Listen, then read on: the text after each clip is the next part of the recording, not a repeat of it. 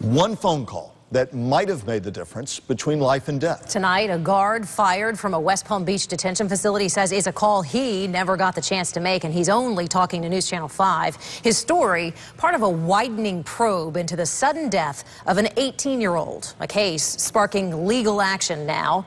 News Channel 5's Rochelle Ritchie is live outside the detention center this evening. Rochelle?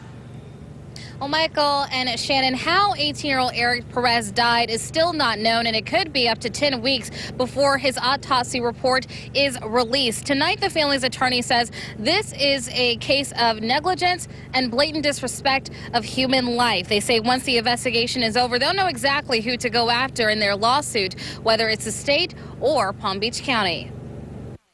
A heartbroken mother, just back from burying her son, is working to make sure his death is not in vain. You know, my son didn't have to die like this.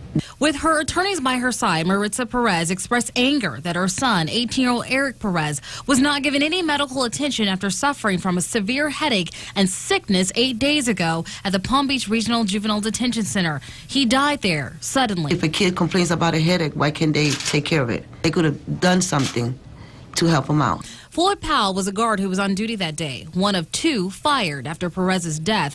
4 others are on administrative leave. Powell told the family's attorney Perez had been, quote, vomiting violently for several hours and screaming. Floyd says he wanted to call 911. I was given a directive order from my supervisor not to call 911. In a statement to News Channel 5, the Florida Department of Juvenile Justice says Floyd Powell and Terrence D. Davis were terminated for failing to call 911 in accordance with their training and clearly posted DJJ policies. It went on to say DJJ will take additional disciplinary measures if more violations are found. The family's attorney, Richard Schuler, says 2 videotapes have surfaced from cameras placed at the Juvenile Detention Center that could reveal exactly what happened to Perez.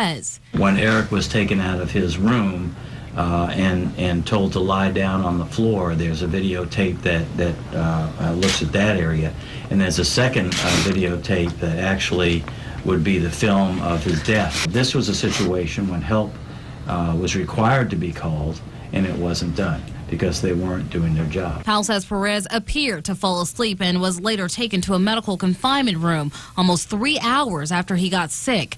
He later died alone in that room. Not only is it unconscionable and complete disregard for human health, but it's just a total lack of humanity. Maritza Perez says she knows her son is gone, but she is hoping to save another family the same loss. I just want justice, that's all.